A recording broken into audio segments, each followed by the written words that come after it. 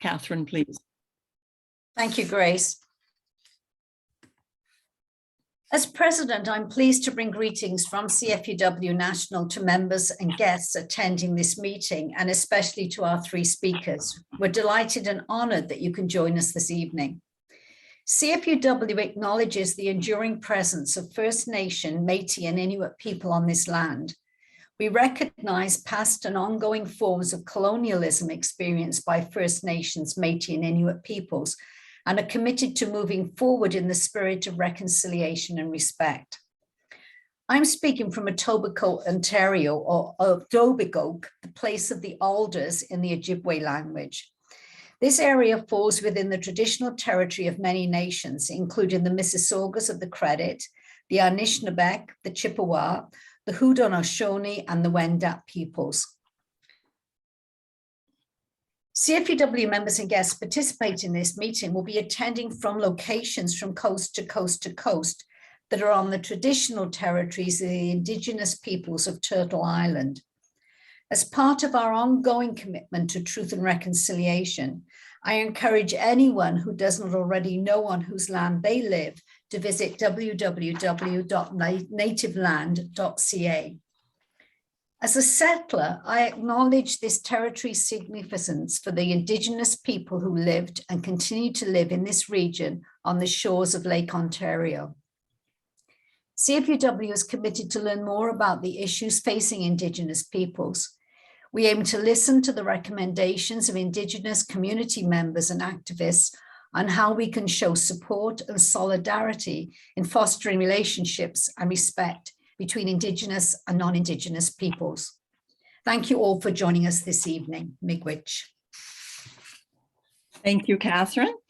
Well, on behalf of the subcommittee, the Indigenous People Subcommittee, which is a subcommittee of the larger education committee, and we're all part of CFUW, in which we're so used to just using the acronym. It's the Canadian Federation of University Women.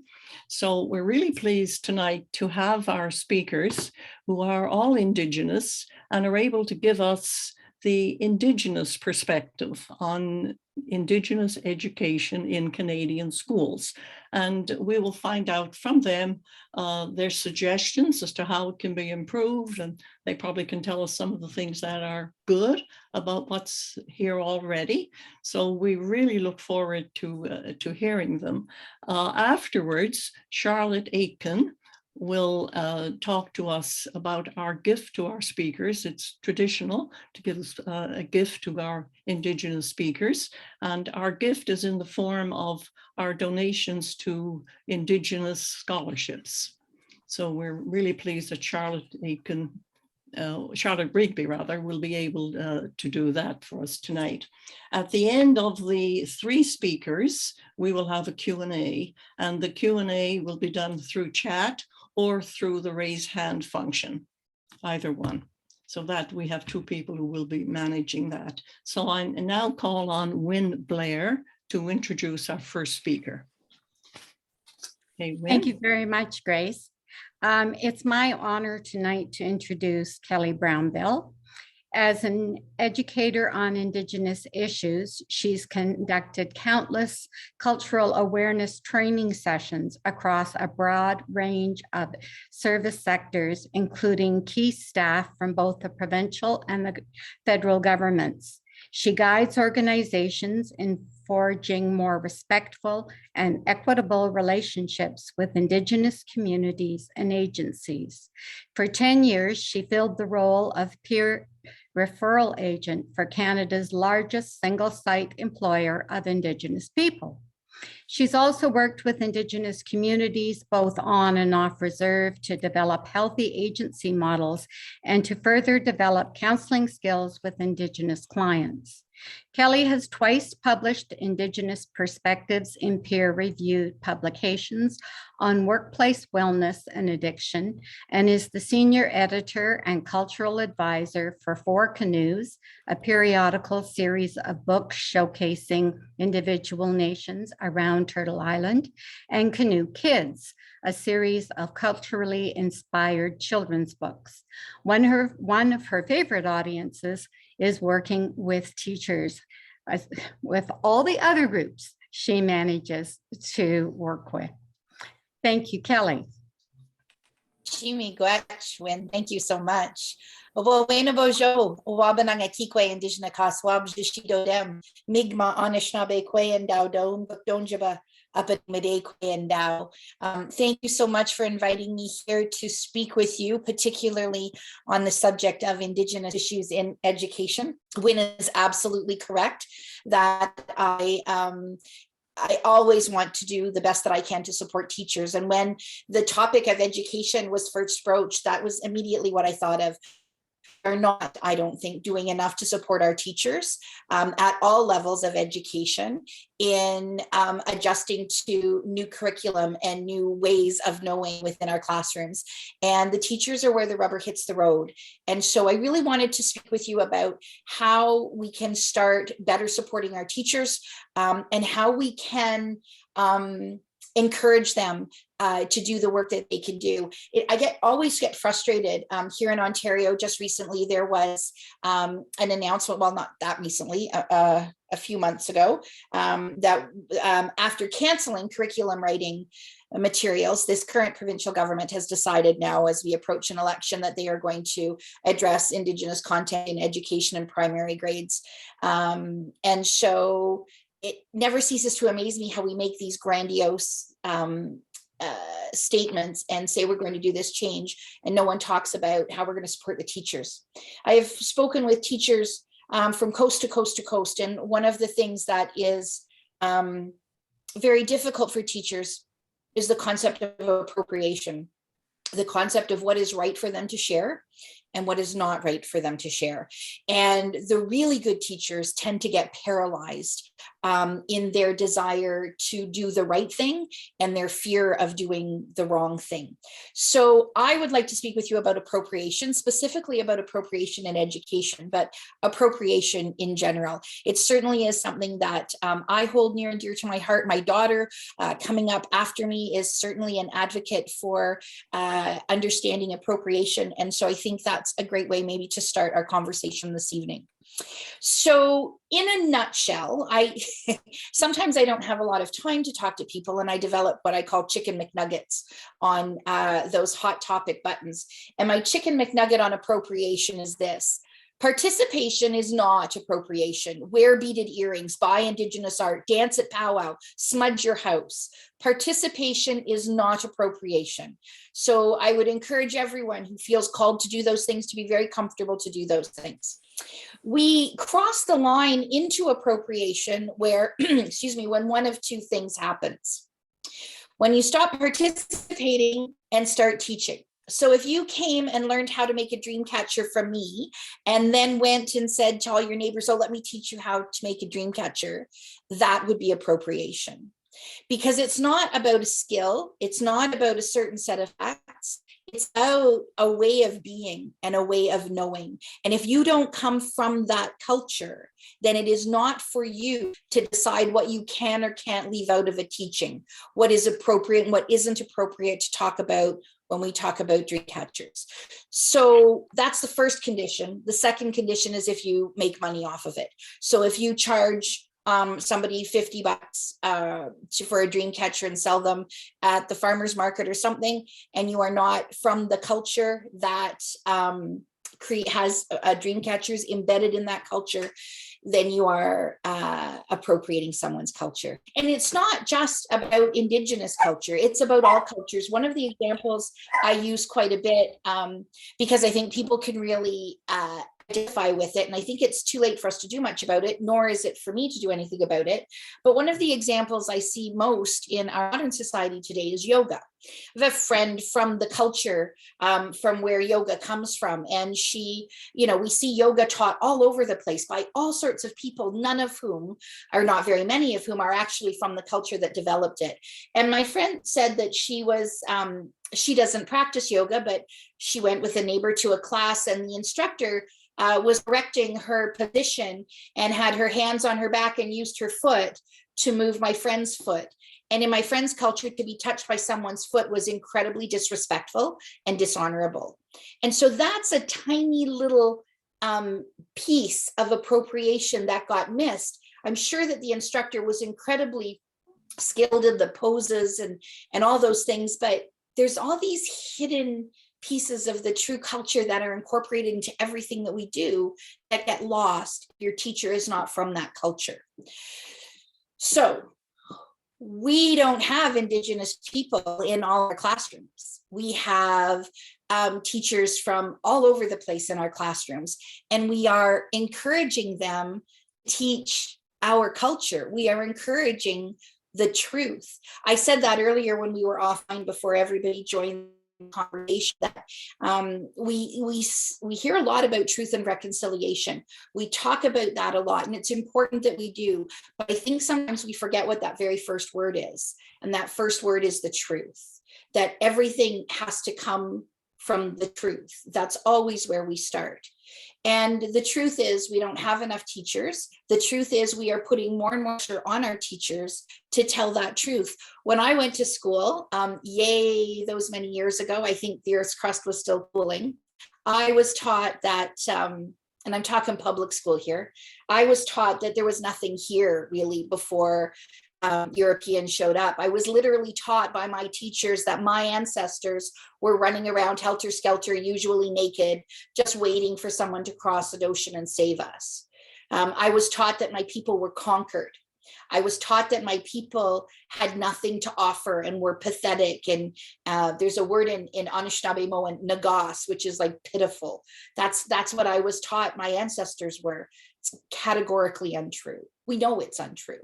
We know that had we been living in this awful way, in this awful place, there would have been nothing here to entice Europeans to visit and stay, right? It was because for thousands of years, my ancestors kept this land pristine and beautiful and lived in harmony with it, that Europeans showed up and went, hey, this is a really cool place to be. Look at all the food, look at all the resources. Let's stay here for a while. The whole story starts because of the work that Indigenous people did to protect, to be stewards of our mother, the earth, on this location. And so we have to start telling the truth. And to do that, we need to get the proper curriculum into our schools, and we need to empower our teachers to do that. So on the McNugget level, participation is great. That's not appropriation. It becomes appropriation when you teach it. Uh-oh, that's what teachers do. So the quick McNugget to that is to say things like, here is what I've learned about Indigenous culture. Here is what I've been taught. We can no longer have these declaratives that are coming from our textbooks that saying this is how it was, when we know they weren't true, when we know that they may still be in question, when we know that the whole truth isn't out there. We need to make room for our children to ask questions, our students to ask questions, to say, well, why don't you know anymore? Why aren't you the one that's the expert on all of this? And so we need to start presenting information that way. We need to say, here's what I've learned so far. Here is what I've been taught. Here is what the book says. So that's the first step. And it may seem very small to you, but I think it's really important that we make that differentiation between here is, today is the wolf moon, this month is the wolf moon, or I have been told by people of Haudenosaunee ancestry that this month is known in their culture as the wolf moon. That's such a hugely important distinction for us to make. So the other thing, which leads to that our teachers need to do, is they need to be able to talk about where it came from. So where the knowledge that they're carrying, where did it come from? And one of the things that I talk about most often in my Indigenous competency training, when we're looking at a road to reconciliation, is being present. We need to be present in this relationship. It can't happen on the corner of your desk. You can't just wait for someone to write the book and have everything in it that you need to read. We need to be present in our relationships with Indigenous people. So school boards should be looking at incorporating Indigenous leadership within the school board. You should have visiting elders. You should have elders in residence. from the communities that are represented within that catchment area to be available to teachers, for teachers just to be able to pick up the phone and say, I just read this, I don't know how to feel about it, can you help me understand? We need to make sure that the curriculum that we are given we may not know at a primary school level, we might not know all of the steps that went into that curriculum development. So we need to be able to ask those questions. We need to be able to understand the huge diversity of Indigenous people in what we now call Canada, and making blanket statements like this is the wolf moon isn't going to fit with all of those nations. And so we need to know where that information that we are sharing with our students, where does that come from? We need to, I think, also demystify the relationship with Indigenous people for our students as well, starting very young with our children and moving into high school and certainly into post-secondary. We need to encourage relationship. Give you a little, another little McNugget. To truly understand my Indigenous culture, not all Indigenous cultures, but as a Ulnu Anishinaabe, my culture, when you look at traditional culture, it really boils down to two things. Those things are incredibly complex and they literally take years to understand. Lifetimes, actually. I add to the knowledge that my grandmother's added, and I hand that on to my daughter, who's going to add to it and hand on to the next generation. But really, it goes down to two things: balance and relationship. Our whole concept of wellness is based on that understanding of balance. When we are well, we are in balance. When we were not well, we are out of balance. That's balance within ourselves as individuals, balance with one another in our communities, balance with the natural world around us, and balance with the spirit realm. And that balance is achieved through our relationships, relationship with self, our relationship with one another, our relationship with the natural world, and our relationship with the spirit realm. Relationship is so embedded into our culture that even our language are structured that way. Very difficult to translate from Anishinaabe or Ojibwe into English and vice versa, because the languages just look completely different. In English, I'm sitting on a chair. In Ojibwe, this is referred to as that thing that I go and sit on. It defines even an inanimate object by its relationship with me. And students understand relationship.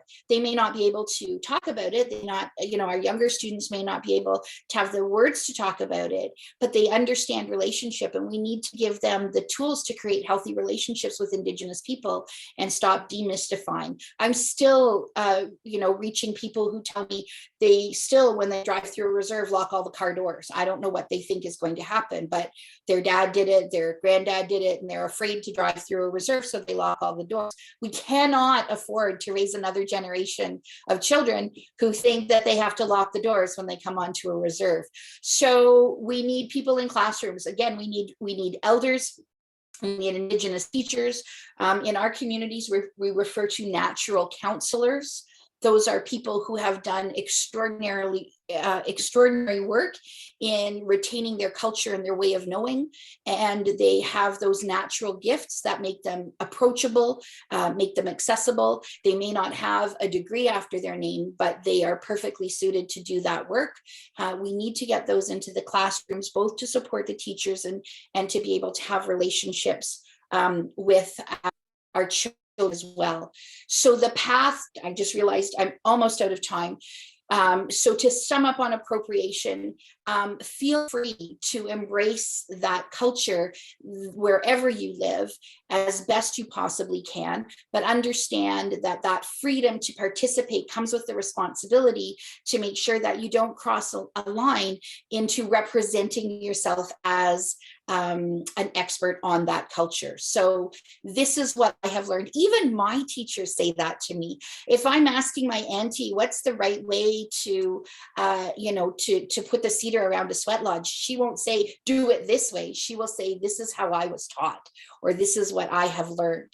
So make sure that we understand the huge responsibility on our teachers to make that shift from thinking it's okay to talk about something that you don't belong to value into I'm doing the very best I can to share and let's learn together, and then to make sure that we do everything we can to support those teachers, not just in developing and delivering curriculum, but in all of the relational steps involved in that. I have 40 seconds. I will put that in the bank and say Chimigwech. In my language, we say Welaliok. Thank you so much for listening to me this evening. I hope that was helpful. Thank you, Kelly. Thank you. I now call on Charlotte Aitken to introduce our second panelist. Thank you so much, Kelly. And I really have the honor of introducing our next speaker tonight, Jessica Madiratta. I read a CBC News article about her, and I'm so happy she accepted my cold call invitation over email. So Jessica Madiratta is from Piapot First Nation, Saskatchewan. Jessica has been working as a teacher in Regina Public Schools since 2010 and currently works as an Indigenous advocate teacher in Regina. She has a Bachelor of Education, Bachelor of Arts with a major in Indigenous Studies, a master's degree in Curriculum and Instruction, and is a second-year PhD student at the University of Regina in the Faculty of Education. Jessica is interested in researching professional development and culturally responsive pedagogy for educators. So we're so pleased to have you here, Jessica, and to learn from your research and experiences. So please go ahead. All right, I'm just going to quickly share my screen.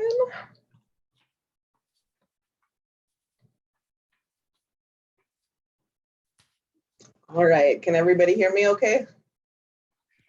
Sounds good, perfect. Good, awesome.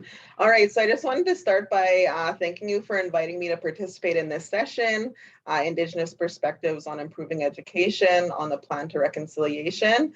Like Charlotte shared, I'm a second-year PhD student at the University of Regina.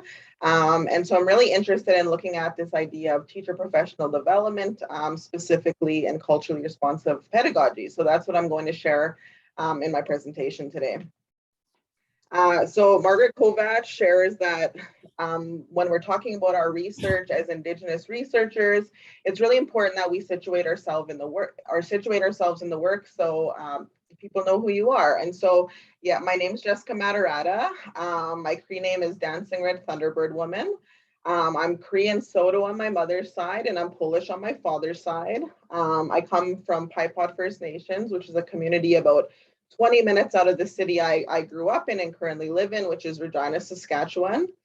I taught grade 2, 3, 3, and 3, 4 for 8 years. And I'm currently in my 4th year as an Indigenous advocate teacher.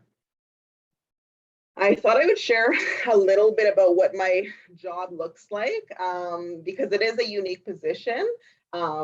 We've had them in our high schools here in Regina for quite a while. And then the last 5 years, we've started to implement them in our elementary years.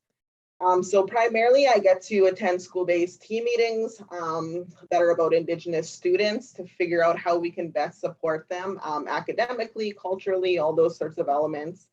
My favorite part of my job is I get to build relationships with our Indigenous parents and family through both cultural and academic engagement. So for example, right now we're on February break here in Regina. And so we're always thinking of how we engage our families when we're not in school. So we're doing a little Bannock contest over the break, just an opportunity for kids to engage with their families and for us to keep that connection between school and home. I get to assist with providing school-wide cultural awareness for both staff and students. So that might be talking to a teacher on how they can implement Indigenous outcomes and indicators in their classroom, or sometimes larger sessions. And I also get to go in my community a lot. So I get to connect with community services that can help provide external supports to our students and their families.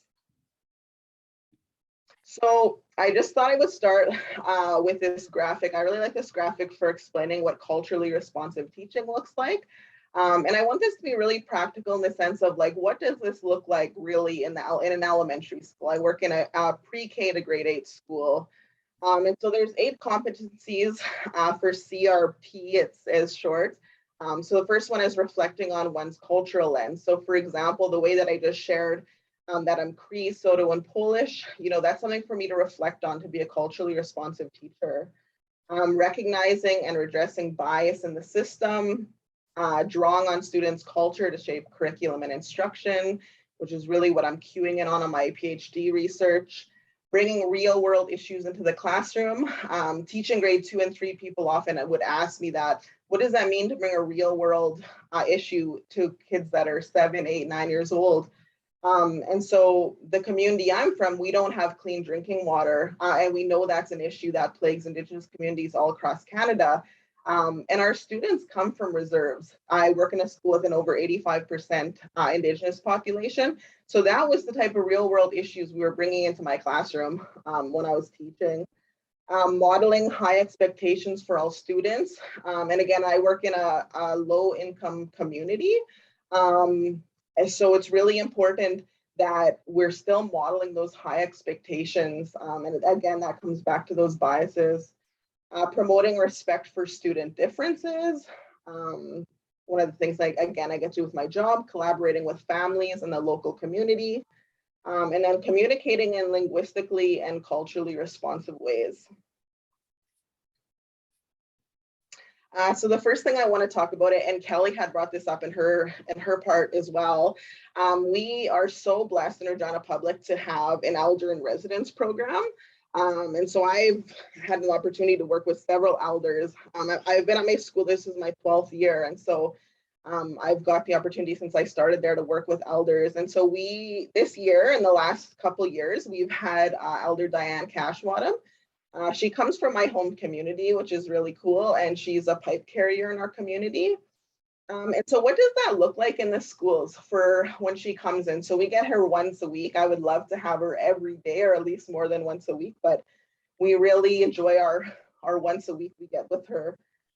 So the biggest thing is building relationships. She builds relationships with our students, our staff, as well as our community. It's so cool to when parents call in and they have questions about traditional protocols or things they're not sure of, and they can call in and talk to our elder, which is really neat. She does smudge circles with our students, like even our little grade 1s are having a smudge circle on Wednesday. That's really beautiful to watch.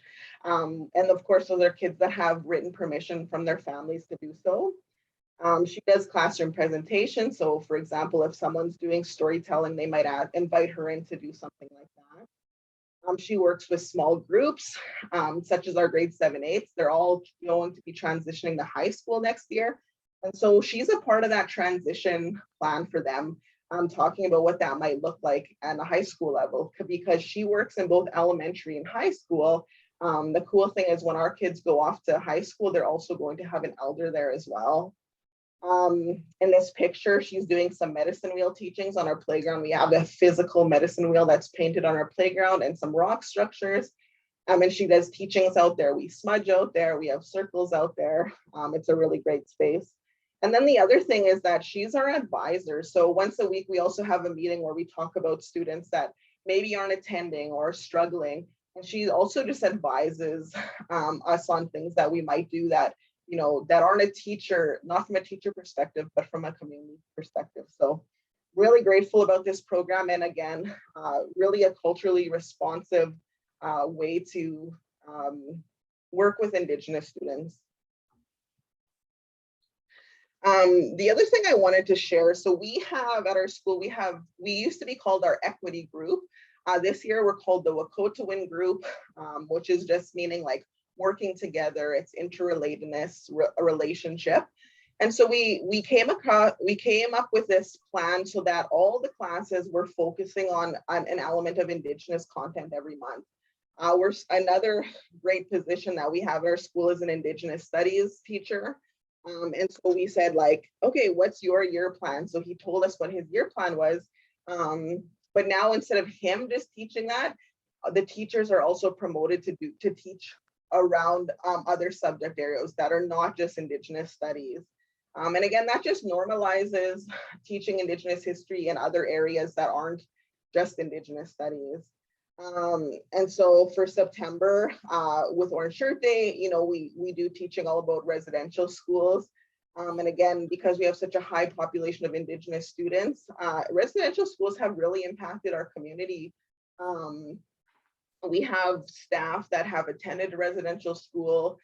People like myself, like my mom went to day school, my grandma went to residential school. So this is really important to the hearts of a lot of our staff members. And then we do some teaching around pre-contact, and of course for us here in the prairies, the bison played such a significant role for First Nations people traditionally. November, December, we dedicate to Treaty Ed because that's so important. And then January, you know, the teaching that I was given is once the snow hits the ground, we can start telling stories. And so we do storytelling in January.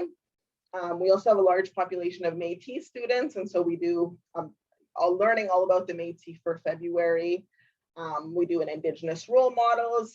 Our Indigenous studies teacher is a traditional dancer, and so we do 2 months of powwow because he goes through every single one of the different dances with the students and shows them the regalia, and so that they really have a good in-depth understanding of what that is.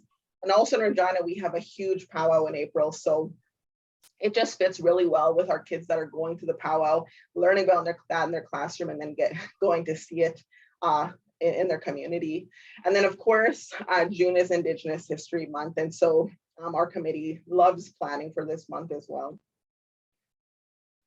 So all those different themes I just talked about. So every month our teachers get a little Word doc like this and a Google slide that has book resources, video resources, online resources, sometimes people resources. So that, you know, for teachers, that's the thing we always hear too, is like, how do I teach this? What do I do? And I always say, you know, if you're a non-Indigenous person, you don't have to teach our culture. In fact, that's not what we want. What we're asking is for you to teach Indigenous history, right? That's why we have things like the Elders in Residence program, where we have Indigenous employees, because that's their role to do those teachings. But we provide one of these things, one of these documents every month for our teaching staff. And here's an example of a Google slide. So they're all sent this. If they click on any of those pictures, it will lead them to a video that they can show their students. And then it's up to each teacher how they want to integrate that learning into their classrooms. And then I thought I would just share a little bit about what we did for National Indigenous Peoples Day in June. So our school community coordinator is Métis, so we did some Red River jigging. We practiced some pointillism art. We did an Indian taco lunch. Coolest thing is that our local high school has a commercial cooking program. So the kids, the students over there did all the bannock for us, which is really cool. And then we did Saskatoon tarts. Saskatoon berries are something traditional to our area. The other thing, and people may have seen this before, is the Circle of Courage model. And the Circle of Courage model sort of intertwines a Western and Indigenous perspective. It's sort of on parenting, but it has these 4 quadrants of belonging, mastery, independence, and generosity. And a lot of schools do this, where they give awards on teamwork or kindness. This is just kind of puts more of an Indigenous twist on it. And so all of our kids know about what the Circle of Courage is and how they might practice these 4 things in their lives at school. One of the other things I get to do in my job is an after-school Indigenous arts club. There's so many Indigenous artists. I love art. And so we just engage in a lot of different projects, primarily visual art projects. So doing things like birch bark biting. We're learning about some Métis art. Again, we see the medicine wheel or the Circle of Courage there. And then another thing we do as well is Metis Dancing. So like I said, our community coordinator, Marilyn, she's Métis, so she's so well knowledgeable about the Métis. And so she's doing the teaching about the significance of this dance, about the Métis people. And then we go and perform out in the community, which unfortunately COVID has not been good to us. We haven't been able to go out and do this. But we have such great parent engagement because all the families want to come and watch their kiddos dance. So it's just really cool to see the parent engagement that we get for these types of activities. I thought I would just share a resource. So again, you know, this question that I get a lot is like, you know, where do I find resources or how do I do this? One of the sites I often promote is CBC Kids. They have really up-to-date and authentic resources, both written and video resources. I use them with students all the time. They have topics like beading, powwow, Orange Shirt Day, regalia. They have all sorts of topics. And so I often lead teachers to check out CBC Kids, because a part of being a culturally responsive teacher is to know what kind of resources that you can utilize for students. So just one, if you're looking for resources to put in your back pocket. The other thing with culturally responsive pedagogy is that we don't want to narrow knowledge about Indigenous people just into social study. It's so easy to do that. But there's connections for Indigenous studies in ELA, in art, math, PE, science. And so I included some photos here. So one of the outcomes for grade 3 math is I can write a multiplication story about myself. And so this young man, he wrote, Caden is making a hand drum. He has 3 friends. He shares 2 drums with his friends, and then 3 times 2 is 6, right? And so, you know, it's bringing their cultural knowledge into all forms of the curriculum, not just social studies. And then when we do patterns, we go outside and we take pictures with the iPad of patterns we find in the community, in our school community. And one of our kids found a girl wearing a Brett with a pattern, right? And so it's, you know, trying to find those little moments where we can bring Indigenous ways of knowing into everything we do. And then of course, ELA, so many Indigenous authors now that are writing beautiful books. So it's never an excuse of there's no books or no resources. They're definitely out there. The other thing our Code to Win groups thinks about a lot too is what do students see when they're walking to and from their classroom? How are we honoring their ways of knowing in our physical environment? And so again, you know, doing our Métis unit, one of the teachers put up a bulletin board of the kids' art for Orange Shirt Day, you know, putting up all those orange shirts that our students make so that they see all that stuff in their physical environment too. We just think that's really, really important. And then I'm going to share, I just want to really share this beautiful story. And so of course, you know, when the students were found or, you know, discovered in the residential schools, especially when the Kamloops story first came out, you know, one of our grade 6 students came to school and he, you know, his family had been talking about it the day before. And he came up to his teacher, and you can see his teacher's in that 3rd photo there. He's not Indigenous, but he said, the student came and he's like, we need to do something to honor the kids that were found. Like, it was really bothering him. And so again, his teacher, and again, is a non-Indigenous person, I consider him a culturally responsive teacher. He engaged in discussion with his students and said, okay, what do you guys want to do? How can we honor, you know, the children that were found? And so they came up with the idea of putting up ribbons across our school fence. And they wanted them all a different color to describe how each student would have been unique. And so we put up these ribbons all over our fence. People in the community were driving by and honking in support for the students. And so I think this story is just an example of being culturally responsive. You know, it was a difficult subject for teachers to talk about, but students were hearing it at home. So they wanted to engage in that learning when they came to school. And so I just really want to share that story of a colleague that was really being culturally responsive. And then, you know, the last thing I always share with teachers as well is that if you want to be a culturally responsive teacher, you're always going to be on a journey of self-learning. You know, I'll always be on a journey of self-learning as an Indigenous person.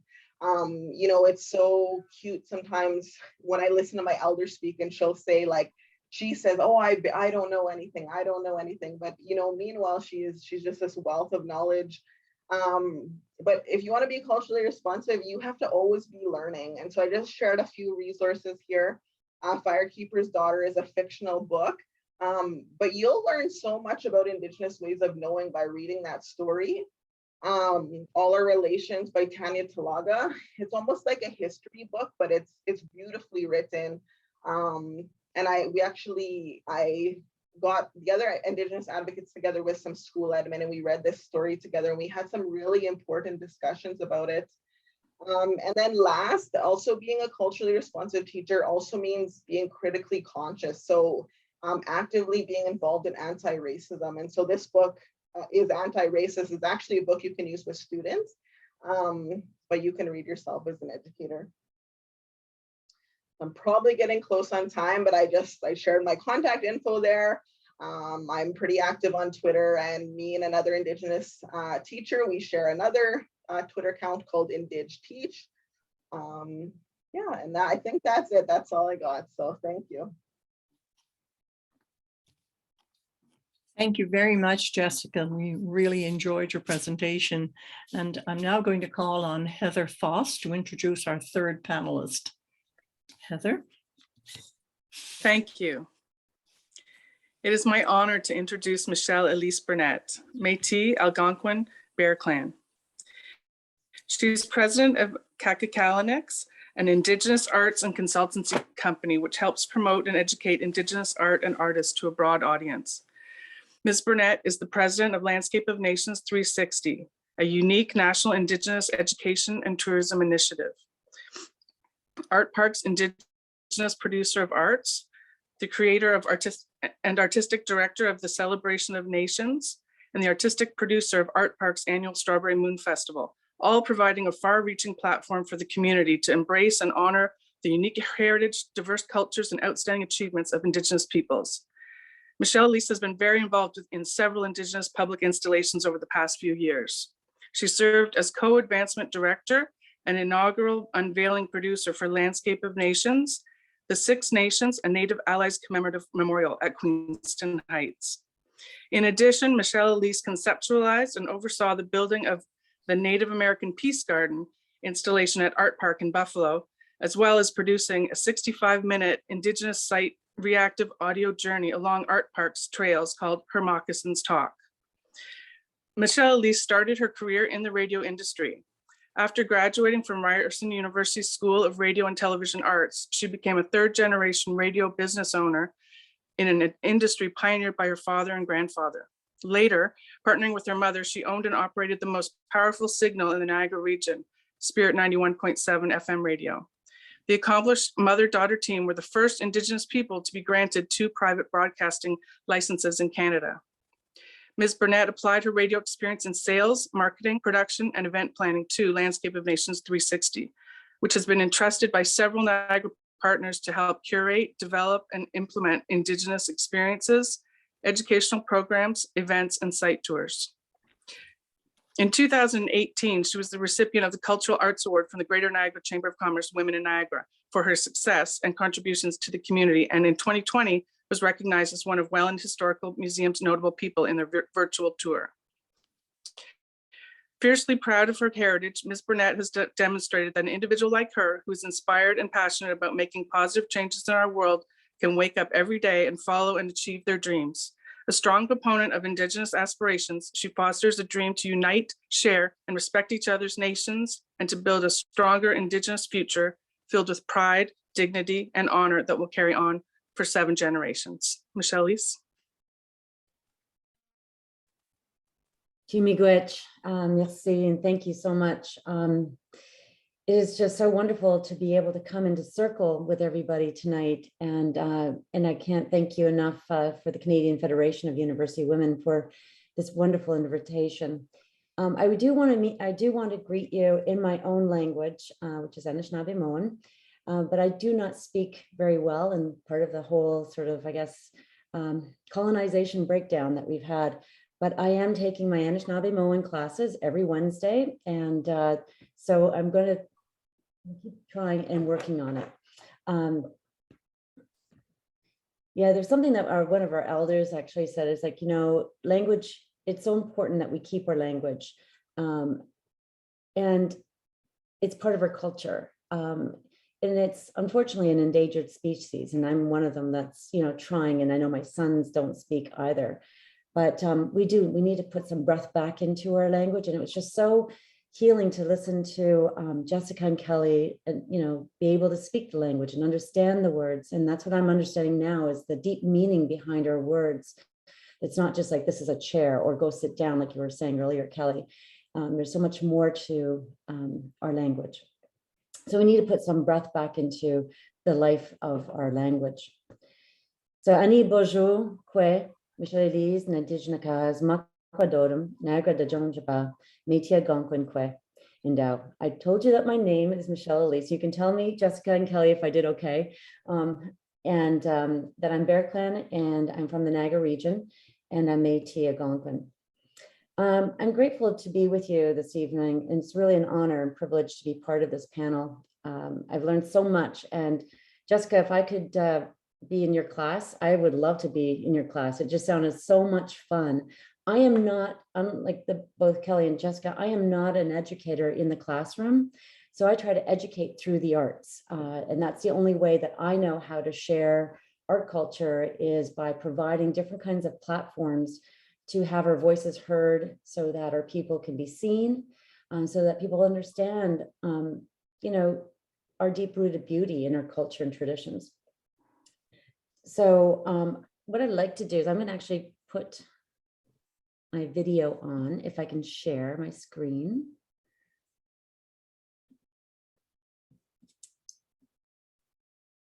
And, oops, my apologies. So I have a few pictures that I'd love to share with you of the educational modules that we're working on currently. So a little background on the Landscape of Nations 360. So this is actually our framework for the essential understandings about the Indigenous peoples of the Niagara. We decided to really focus in the Niagara region. And we also felt that the Niagara region had so much history that really you can look at the history that happened in Niagara that actually end up forming Canada as well in some of the treaties and some of the wars. So our company is a non-for-profit company, and it is it's both myself and Tim Johnson, who's Mohawk from Six Nations, and we have an incredible roundtable that we've put together of scholars, educators, academics, geographers, and archaeologists. So we've been working very, very hard to really start to peel back the history, which we go back 13,000 years that we've been able to discover our people in the Niagara region, and really sort of look at the way that they would, through time, through 13,000 years, and all the, I can't remember, I think it was Kelly that said something about that when we were going to school, which is the same as that, there was nobody here until colonization, or until the Western world came here. We actually had an incredible, networking going on. We had trade going on. We had trails that were intricate trails. And we're talking about just in education, math and science and physics. You look at the igloos and you break that down. That's science, that's math, that's physics. Same thing with some of the teepees or the longhouses or the Haudenosaunee. So, I mean, we were advanced people. We had incredible governance as well, and policies. And so we were an advanced society, even so much so that the Constitution adopted a lot of the Haudenosaunee Confederacy's ways into their Bill of Rights. And so there's just so much history, and it's really unfortunate that a lot of this was not brought forth, and that was hidden from our shared culture, like our shared history.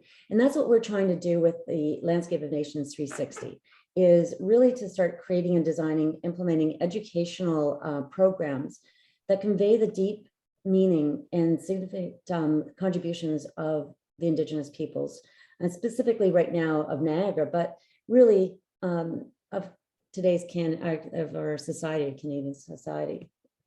You have to excuse me, I was not feeling well today, and so I'm a little bit foggy.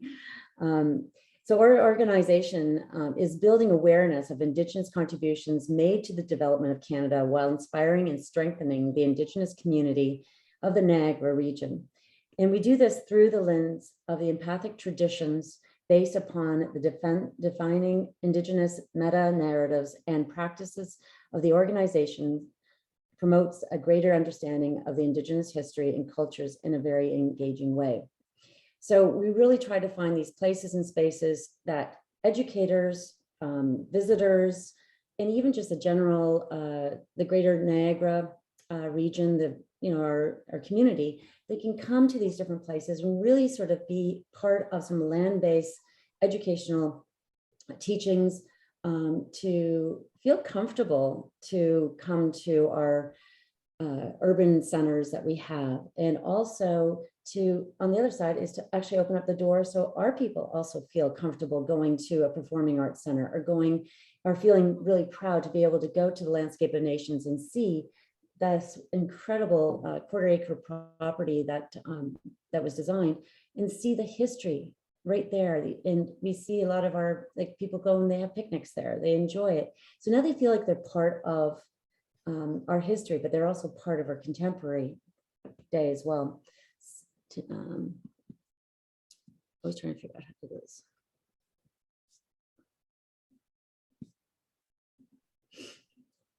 We all know education is paramount. And I was explaining a little bit about this, is with the focus of place-based experiential learning, our Landscape of Nations began to form additional partnerships with the Niagara Parks Commission, Parks Canada, and First Ontario Performing Arts Centre to strategically support the initiatives by providing access to and stewardship of the relevant Indigenous heritage and public locations. So here emerges from really the Landscape of Nations. When we built that back in it was finished, we unveiled it in 2016. This is where we really realized that we had so much history in that landscape that we could actually evolve it into educational components, as well as other different platforms to educate people, such as the Celebration of Nations or even the Strawberry Moon Festival. Oops, that's not what I wanted. I'm really bad with technology. My apologies. Told you I'm not an educator on this. I don't know where I'm going. Oh no. Well, my apologies. I think I might just stay with one picture and talk. Okay, so this is what I wanted to show some here. So here are some of our educators. We have Rick Hill that works with us, as well as quite a few other scholars. And we have this incredible roundtable of educators that we come together and we sort of break down all of the key understandings, and we align it with the Ministry of Education's curriculum. So here you can see some of the key concepts, and here's civics, ideals, and practices. And we break all of that down. And this is something that for educators, you can see like, okay, well, here's Indigenous peoples and culture. So it's not just, we talk about maths, we talked about civics, we talk about geography, history, and you're able to just reverse engineer everything so it aligns with the Ministry of Education's curriculum. And I'm glad to hear that they're going to be focusing on it, but unfortunately, I don't know if they're really doing it for the right reasons. It should have never stopped. And so I'm glad to hear that they're going to be continuing with that. Landscape of Nations Roundtable was tasked with the conceptualizing of the framework for essential understandings about Indigenous people of the Niagara region. This document, first published in 2018, was updated when the second edition was released in September 2020. Also in 2020, Landscape of Nations completed the delivery of a specialized professional development teacher training program for master teachers identified by our major educational partners in the Niagara region. And really what we're doing is just educating the non-Indigenous as well as the Indigenous educators so that they can have more understanding and a greater depth and spectrum and scope of the Indigenous history in the Niagara regions. So because once again, they've never been taught Indigenous ways of knowing, so it's hard for them to teach it, and we don't really want them to teach it either. It's much better to have, bring in somebody to teach Indigenous content. But if they do not have that at their fingertips, at least they can talk. Once again, it's like not the appropriation and saying that they know all of this, so they can say, I've read about this, or they can refer to. But this gives them a little bit more confidence to be able to deliver information that has been produced by an Indigenous roundtable of scholars and educators. So let's see if I can keep doing this correctly. So this is a Landscape of Nations commemorative memorial, and you can see that you see how we can use this as teaching tools. We have the 2-row wampums here that people come in. We have this as a longhouse, and then we have our 2 war heroes, Norton and Brant, and then we have a memorial circle over here. So what we've done is we've gone through so many different places. So we established the Landscape of Nations as a destination space and place. This is also the First Nations Peace Monument at DeQ House in the world. And then we also, with at the Performing Arts Center, we had a call for artists to create a sculpture of some sort to put on the PAC's wall, but it had to depict from the Celebration of Nations gathering, and to, oops, is that me? Don't know. So this was beautiful because this was a beautiful, it was called Curtain Call, but it really, this installation really shows a bit of like the mosaic of Canada, but it was based somewhat on the 2-row wampum or wampum style with the beads, and it's really stunning. So, and then we also, this is Celebration of Nations, which we put on every year. We're in the 6th year, and it's just another way again to educate people through the arts. And we have everything from symposias to dance performances to movies. We have our outdoor Sacred Fire, we're teachings and workshops, interactive, and that's just, and the schools actually will come through this and be part of it.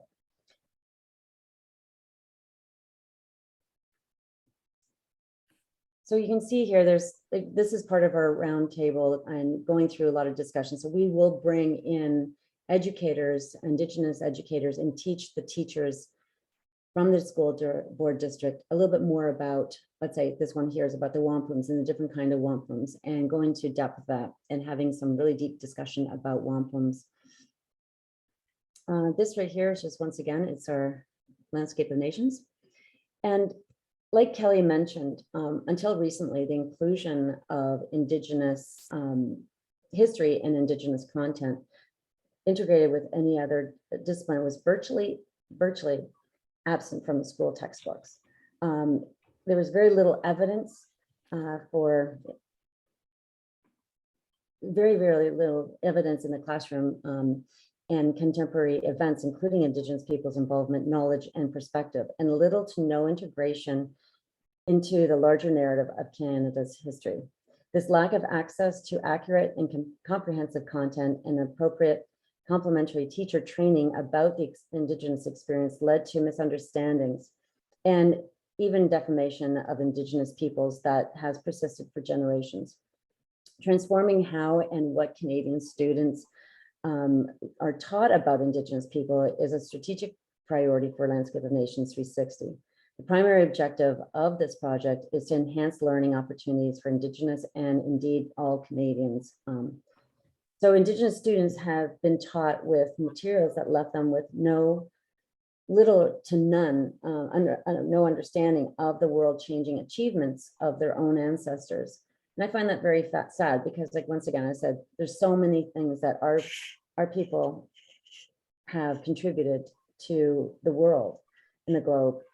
Very little was found in the classroom material that would even make an Indigenous child proud of his or her heritage. And those that are in the room, like Kelly and Jessica, I think you probably felt that way. I know I did, growing up, and leaving teachers with the responsibility of filling the gaps wherever they could, but with little time and even fewer resources is obviously the major issue.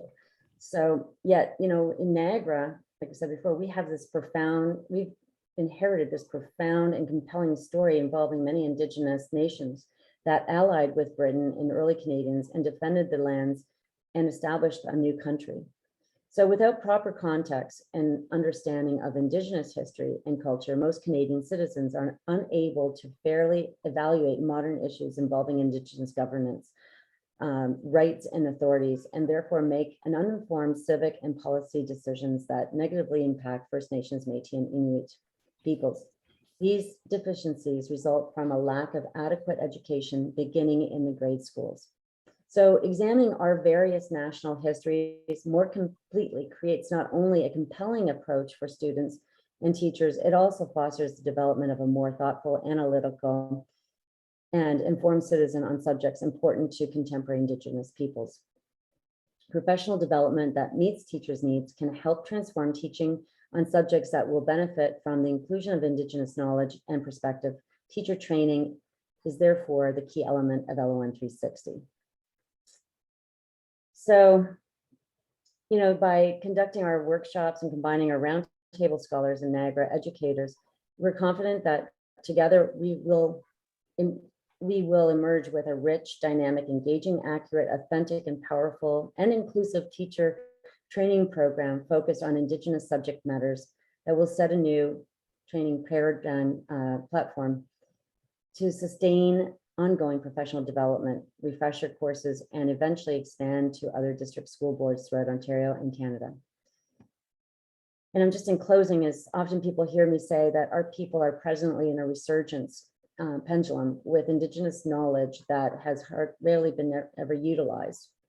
It's unused potentials waiting to be unlocked. And by partnering with Indigenous people, you will be amazed of the outcome and the strength that we will achieve together in building a strong cross-cultural society in Canada and in country going forward. And being great ancestors is something that we have to start doing today.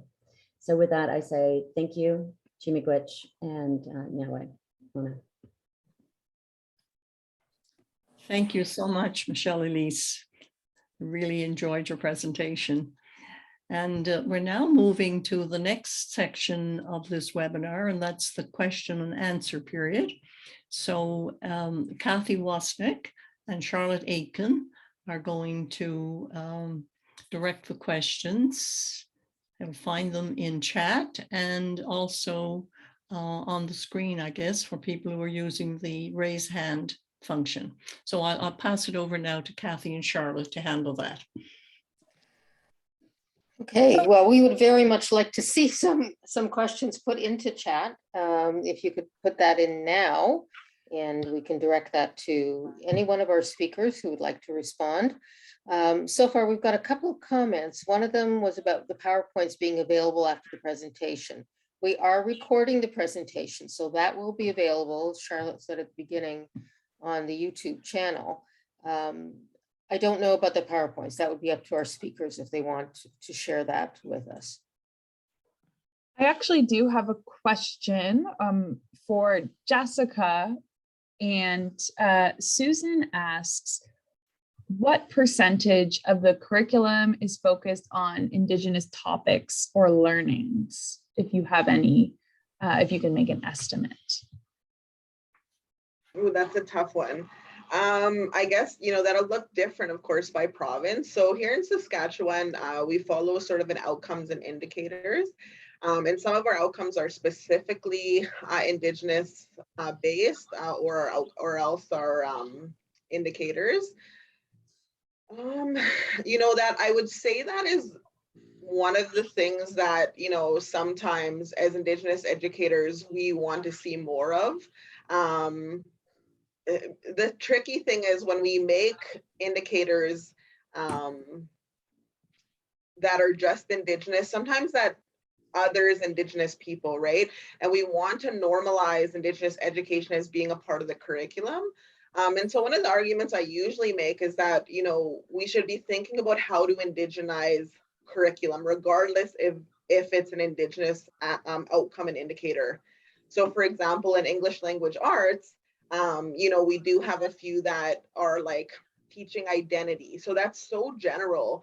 And so that's a perfect opportunity to think of, okay, so how do I bring Indigenous ways of knowing into that ELA theme of identity or belonging?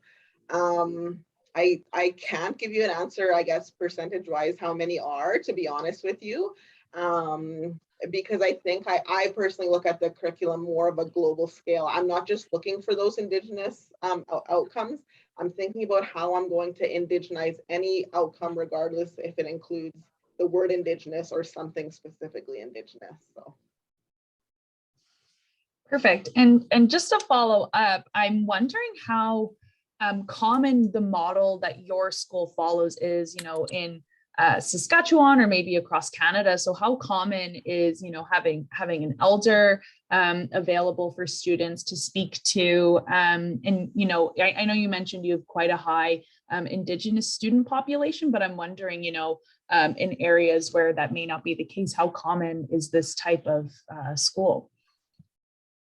Yeah, the one thing I sometimes step back, and I'm so absolutely grateful for our Elders in Residence program, because I do hear that a lot from teachers, especially we have a lot of rural communities here in Saskatchewan, and they always say like, oh, we'd love to have an elder, but we don't, right? Like the resources aren't put into that.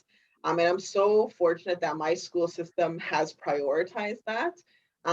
Because that's the only way those programs exist, is if those become a priority for a school system.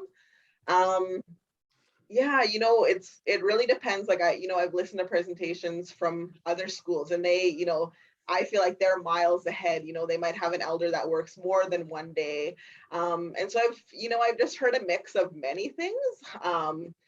So in our school system, even for us, we only have elders in certain schools. It's not in every one of our schools, which I would love to see eventually.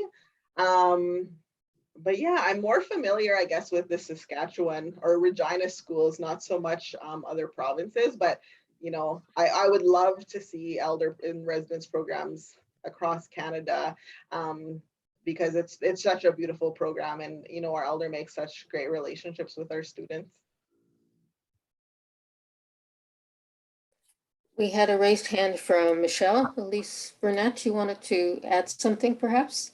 I would. Thank you so very much. Elders in Residence is just like you're saying, it's just so beautiful because it's passing on the knowledge, but also passing on some of our basic instructions of respect and love and nurturing and living in harmony and balance with the natural world. And really, it's taking sort of like that Western way of thinking and bringing it back into just a very symbiotic and just more of a nurturing way of seeing it. It's just looking at all of our relatives. And I feel that the students can really sort of grasp that concept, and that will change their way moving forward and everything that they do. And they're just so wonderful to have. And I know that in Ontario, and I can specifically talk about Niagara, at Brock University, we now have the Vice Provost of Indigenous Engagement that has been there for 2 years. Very pleased to have that department, very active also at Brock University. We are also looking at a cluster hire at Brock University as well, and for Indigenous educators. This is something that, so there's like this change, and it's a nice paradigm shift that's happening, at least in the Niagara region that I know of, as we work very closely with them. But also like our district school boards have Indigenous teams, and they have, so there is like a team of maybe 10, some are 5, and they work very closely with the educators in that school board. We are starting to roll out the Landscape of Nations 360 that they're able to work with, but I think it's crucial if we can, and our elders are there, our knowledge keepers are there, and they want to help. We want to share our teachings. Thank you. Thank you. We have a question about how involved are the First Nations in environmental education, seeing how close they are to the natural world?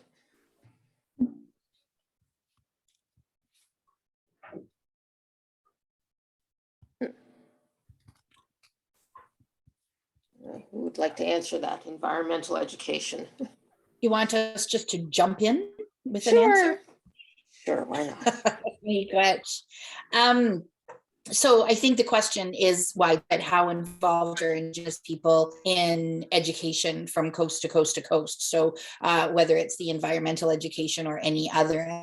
So pleased that Jessica talked about incorporating Indigenous ways of knowing in all parts of the curriculum. It can't be about we're going to study Indigenous people here and then we're going to go off and learn the real history or the real science or the real whatever. It has to be incorporated throughout. I certainly think, it was Gail that asked that question, that you struck something that's very, very important. I think it should be to all citizens of the world today. You know, our leading experts on climate change and ecology, most notably here in Canada, Dr. David Suzuki, shouts from every rooftop he can find that the answer to saving the deplorable mess we've made of our mother, the earth, is to look to Indigenous people, not just here in Turtle Island, but across the globe, because their knowledge started in that reciprocal and relational way. And so it's certainly work that has to be done. And as you, you know, go forward in your life, you should be looking to bring that point into any discussion you have on the environment. A few years ago, I was privileged to participate in a 3-day retreat, if you will. Had about 300 people in a hotel room for 3 days in Thunder Bay, Ontario, just talking about how we address violence against Indigenous women and girls. And at the end of those 3 days that I walked away was, anytime more than 3 or 4 people are gathered, someone has to bring up violence against Indigenous women. That's how we turn public opinion. That's how we get systems to change. It's when we bring change to the system. So opportunities like this to talk with you good people about these issues and having you ask those excellent questions is exactly what we need to do. So I would challenge all of you on the call to also take that question to your school boards, to the places where your children or grandchildren are actually going to school, and ask them that question instead of asking the Indigenous educators all the time, because that's where the change has to happen. And if I could be so self-indulgent, there were comments made by Amy McLeod that I'd like to address, if that would be okay. She was talking about how a Western way of knowing is about once someone gives you the knowledge, it's yours. And that an Indigenous perspective is that it belongs to the person who gave it to you. And then a little bit later, she said, in science, we cite who we learned it from. So that's the bridge that she's making, and that's the connection. And I just wanted to draw attention to that because I thought that Amy was being brilliant. The suggestion or the example that I was going to try and very awkwardly give is, you know, we learn math in grade 3, and then we learn math in grade 6, and we learn math in high school, and then some of us go on to study it. And we have that grade 3 math, we own that, but it's not the whole story. And we own grade 6 math, but it's not the whole story. And that's, I think, what the point that I'm trying to make about Indigenous knowledge is that I can teach you, or I could tell you the teaching of the sweat lodge ceremony has been handed down in my culture for thousands of generations, but it's intricately linked and related to everything else about our culture and everything else about our way of knowing. And so even if I gave you the very best teaching on the sweat lodge ceremony, you still would only have maybe a grade 6 level, and you wouldn't have the high school or the post-secondary or your doctorate or your postdoc, which is, you know, the people who I sit at the feet of. I'm, you know, privileged to sit with people who are at the postdoc level, and they take pity on me and reach out to me when they can. So I love that example, Amy, and I love that you're doing those questions in your head about how can you understand from your perspective. And thank you so much for sharing that. That's exactly the kind of thinking that is going to affect change. Just one last thing, change always comes from discomfort. Always. If you're sitting in your chair and you're perfectly comfortable, you're not going to shift. But if your foot falls asleep or your hip gets sore, you're going to move. We need to be okay to be uncomfortable at embracing a different point of view. We need to be okay at being uncomfortable and asking for help if we don't know how to indigenize our curriculum, if we don't have the resources of some of the other people around us. It's okay to be uncomfortable, because that's how we make change. We are not responsible for the history that we have all inherited with the mess that we have inherited today. It wasn't our doing, but we are perfectly poised today to be able to affect some change and leave something better for those who are coming after us. Chimigwech Welaleok. Thank you very much. I love that change comes from discomfort. Yes. And I mentioned earlier about the land acknowledgement, and those of us who've been trying to do land acknowledgements, we're thinking we're doing our best, and then someone says, no, that's not quite right. Try to do it this way, that way, and we're all learning. So thank you. Yes, we are all learning, absolutely.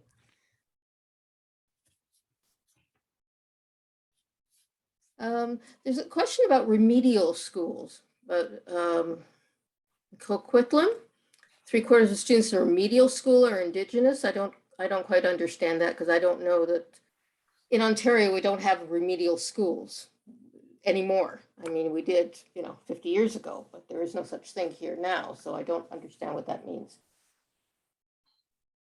Perhaps the question might be better said.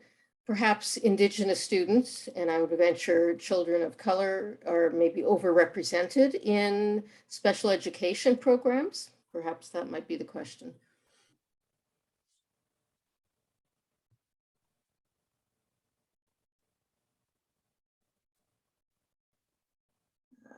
New message. Lots of ideas of where people can get more information. School Board Association publishes, we are starting to gather information as a committee. And a lot of thank yous, a lot of thank yous. We've learned so much, my goodness. There's also a question back there about conflict. Did anyone mention that? I thought that was very interesting as well. I didn't see that. How do educators handle various tribes who are not always peaceful to one another? I'm happy to take a crack at that, but I'd love to hear Jessica's perspective on that as well, if she's willing. It's interesting to me that question comes up, because to me, that's a very Hollywood way of looking at indigeneity. Conflict was certainly a part of our life pre-contact, but it was a very small part of our life pre-contact. And yet a picture of these warring tribes and contact certainly created all sorts of tensions that weren't here prior to contact. So question would be, if they're asked about conflict, I would ask back, why are you asking about that? It's like a course worth of $20 worth of knowledge we can talk about, because I think we really need to switch from this Hollywood fed version and look at grounding in an Indigenous way of knowing first, then we can talk about conflict. But to enter the conversation that way, we're dealing with too much misinformation without a solid foundation of Indigenous culture to actually be effective in answering that question. Does that make sense, Gail? And did the others want to weigh in on that? I can hop in a little bit there too. I completely agree with you, Kelly. I think sometimes what happens is when, we're learning about Indigenous people, especially historically, it was always in this deficit-based way of looking at it. And so, one of the things I talk a lot about too is this idea of counter narratives. We spent so many years as Indigenous people being told what our history was, and the Indigenous perspective hasn't been there. Now that's coming back, which is so powerful. And of course, of course there was conflicts historically in Indigenous communities. There's still conflicts here today too, right? But that doesn't necessarily need to be a hyper focus on that.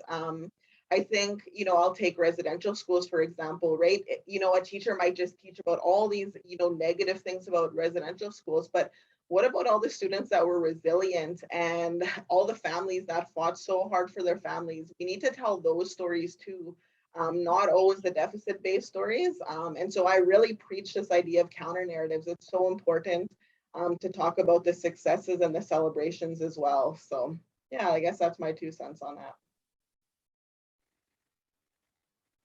Oops. I'll jump in as well. And I agree full-heartedly with both Jessica and Kelly. And it's, the narrative, our narrative was never really out.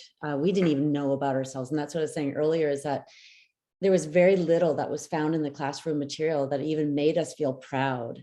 And we didn't even know of the significant contributions that our ancestors have made, not only to our country, but to the world.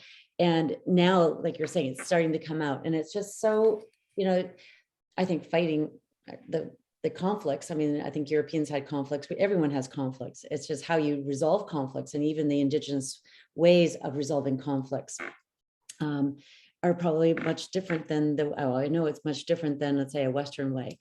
But I think that at the end of the day is that we are all starting to learn about our shared history. And it's really important to understand who we were before contact, what happened to us during contact, to understand who we are today, to understand the context of what's going on today, and to be able to go into contemporary issues. So yeah, I think we're all going through a learning curve. So that's it. Thank you. There's a couple of questions. One talking about diversity among Indigenous people, and I'm not sure exactly how you address that in a moment or two, but maybe somebody can attack that question. I'm happy to jump in quickly and then be supported by the others. Diversity is an excellent topic, and it's so important that we stop talking about Indigenous and Aboriginal perspectives. The example I give to people who are really in kindergarten is think of what we now call Canada as looking like what we now call Europe. We're quite used to understanding that there are a number of different countries that live side by side with one another in a relatively small amount of space. And we're quite comfortable that they have different languages, different cultures, different food. That's what we need to impress on our students today, is that's what we now call Canada looked like before contact. 50 to 60 individual nations, each with their own language, their own culture, their own food, their own ways of being. And that it's so important that we talk about here in this region where we are, or we learn about someplace other and say, look at how interesting and different this culture is. Like the Haida from where my people come from in Dongook in Newfoundland. Look at how different those coastal peoples are. So you need to, as Indigenous people, we are land and water based anyway. So you need to be speaking about where the people come from, because our identity is linked in that understanding of our place within the world. But as we move farther into education, as we move into conversations like this one, we need to also appreciate the huge difference in the diversity of Indigenous people today, regardless of nation. There is still a number of Indigenous people who are fighting very hard to hold on to Indigenous languages, and there are others who never want to learn. There are people that are fighting to hold on to traditional ceremonies, and there are others who think that's the work of the devil. There are all sorts of Indigenous people caught up in our country right now, and the country of Canada, so my country, what we now call Canada.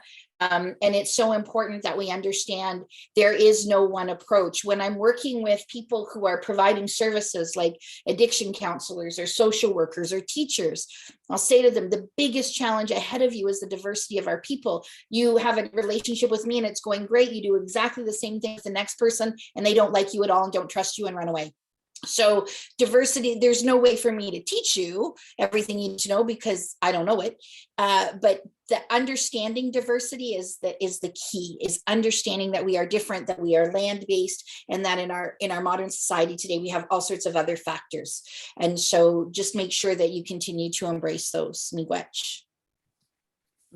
Miigwech, and just to further expand on diversity in the stats, I believe Stats Can, we haven't received the newest ones at this point, but from 2016, you're talking about diversity, we were like 1.7, almost 2 million strong in Canada. And that's when you look at the average, I think it's like about 5% of the country. So, you know, and I think our average age was about 35 or something like that. So we're very strong. We're now becoming educated. So just like in looking at diversity, we are a growing population. So I just want to put out more of a stat sort of figure to how diverse we are. And once again, and going back and forth, it's like we are from our different lands, like we live with the land, we're one with the land, so we'll be completely different. Even on top of the escarpment in Niagara, we talk about how different the settlements were up on top of the escarpment versus down below the escarpment. So that's it. Thank you, Chimapich. Thank you. Okay, thank you very much. I'd like to pass the floor to Charlotte Rigby.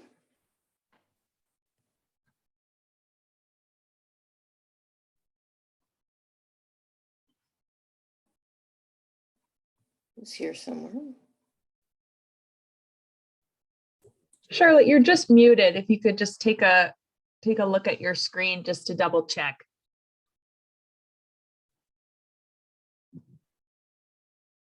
There I am.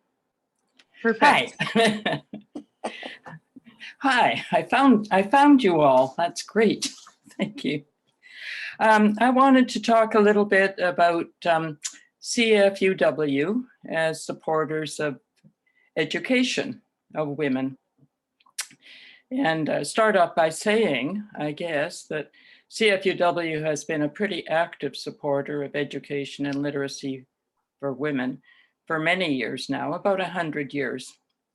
And many of our CFU clubs, and we have about 100 clubs across the country, many of these individual clubs have scholarships for students in secondary and post-secondary schools, in colleges and universities. And many also have scholarships that are specifically for an Indigenous woman. And of CFUW's National Scholarship Trust, that's located in the national headquarters, the trust provides scholarships and fellowships for women who are studying for advanced degrees. That's master's or doctorates or specialized professional degrees. And the trust also offers the special biennial Aboriginal Women's Award for an Indigenous woman studying in Canada. And we've had this since 2015, so it's relatively new, but it's a wonderful scholarship. Now, right now, the CFU clubs and the Charitable Trust, we are all currently reviewing applications for scholarships for the 2022-23 academic year. And just to share the figures, that the most recently available that we have are figures from the 2020-21 year. And they showed that CFUW clubs and the trust dispersed over $1.4 million in scholarships and awards that year. So supporting education of women and girls has been an important part of CFUW.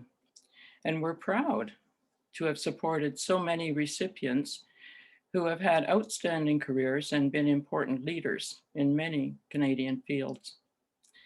Now, it's customary for CFUW groups to express appreciation and gratitude to our guest speakers.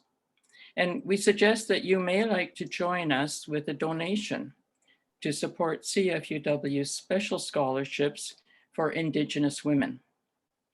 Note that CFUW issues tax receipts for donations over $20. You may make a donation to your own club's scholarship trust or to CFUW's National Charitable Trust. Now, we have information on how to make donations in the chat, and I believe we have a slide showing the information on your screen.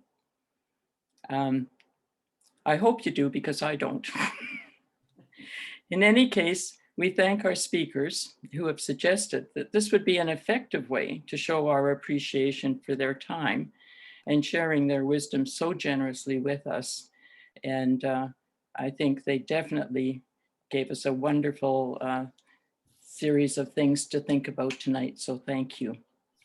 And do you have the screen with information about making donations, Charlotte? I have it just in the chat. Oh, there's Charlotte. Okay. Charlotte R and Charlotte A. Exactly. Yeah, so it's in the chat if people, and there's a link to the national CFUW Charitable Trust donation. Okay, terrifically.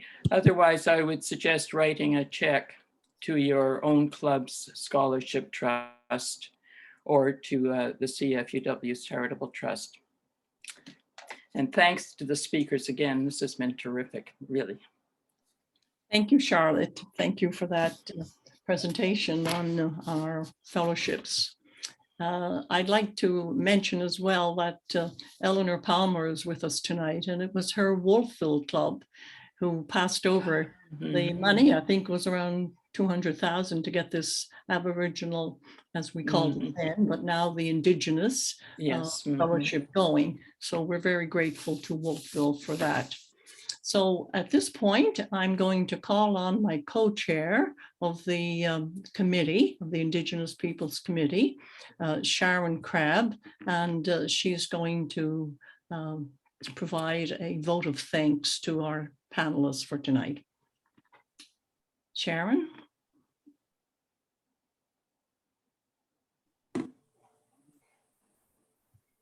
I don't know if Sharon is muted. Hi, thank you. There she is. Jessica, Kelly, and Michele-Elise, thank you so much for spending your time away from family and friends and your community to be with us today. Your outstanding presentations have given us so much to think about and to consider, not only as we move towards reconciliation, but most importantly, for understanding the necessity of including authentic Indigenous education as an essential part of our school's curriculum. You have shown us how we might join you in the journey by such actions as the importance of knowing the truth, identify and learn about what is currently happening in each of our communities and provinces relative to Indigenous education and curriculum. Meet with elders or other Indigenous people who identify how we might help specifically related to Indigenous education and curriculum. Have conversations within our various CFUW clubs and identify actions we might take in moving forward. Look inward and say, what can I do? How might I help? To those attending today's webinar, I encourage you all to take action. Thank you for making this important topic, authentic education, part of our learning. And I would also like to take a moment to thank our Indigenous, CFUW Indigenous Education Peoples Committee. They're a wonderful group to work with, and they work so hard. And I think this webinar presentation is an example of all the work they've done. So thank you to the committee members, Grace, Catherine, Heather, Wynne, Kathy, Jeanette, Jacqueline, Charlotte R., because we have two Charlottes, Helen and Charlotte A., for all the work in preparing and presenting today's webinar. Thank you to all for attending. Best wishes and keep safe. Thank you. Thank you, Sharon. Thank you. And to anyone present tonight who is not already a CFUW member, we would welcome you to join our CFUW family. We have clubs throughout Canada, in every province, most every city, and I'm sure the individual clubs would love to have you. So thank you all very much for being here tonight, and we will go on with further ventures in our committee for the rest of the year. Thank you. Thank you.